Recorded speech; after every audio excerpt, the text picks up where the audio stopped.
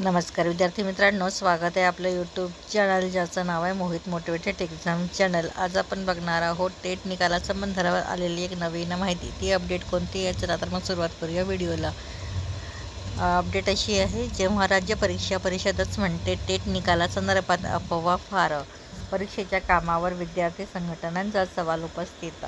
पुणे शिक्षण अभियोग्यता बुद्धिमत्ता चाचणी म्हणजेच टेट परीक्षेच्या निकालावरून यूट्यूब चॅनल्स व सोशल मीडिया प्लॅटफॉर्मद्वारे दिल्या जाणाऱ्या बातम्या व अफवांवर विश्वास ठेवू नये असे आवाहन महाराष्ट्र राज्य परीक्षा परिषदच्या वतीने करण्यात आले आहे।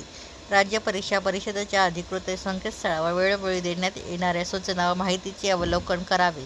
कोणत्याही अफवांवर विश्वास ठेवू नये, अन्यथा झालेल्या नुकसानीस उमेदवार सर्वस्वी जबाबदार असेल, असे स्पष्ट केले आहे। राज्य सरकारनेच नेमलेल्या IBPS संस्थेमार्फत महाराष्ट्र राज्य परीक्षा परिषदेने टेट परीक्षा ऑनलाईन घेतली।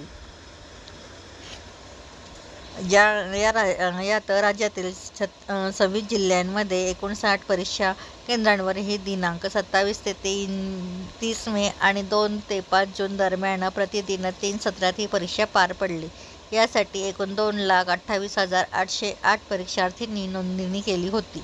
प्रत्यक्षात मात्र 2,11,308 उमेदवार प्रविष्ट झाले होते। यात उमेदवारांनी व्यावसायिक अर्थात त्याच वेळेच्या संधीत उत्तीर्ण झालेल्याचे गुणपत्रक व अन्य वैध प्रमाणपत्र राज्य परीक्षा परिषदेकडे सादर व्यावसायिक परीक्षा म्हणजे BEd DLEd उत्तीर्ण झाल्याच्या दिनांकापासून कमाल 1 महिना कालावधीत सादर करणे अनिवार्य होते। वरील व्यावसायिक परीक्षांचा निकाल विविध संस्थांमार्फत वेगवेगळ्या वेळी लागत असल्याने टेट परीक्षेचा निकाल लावण्यासाठी माहिती प्राप्त व एकत्रित होण्यास वेळ लागत आहे। तसेच DLEd परीक्षेचा निकाल 5 ऑगस्ट रोजी प्रसिद्ध झाला आहे।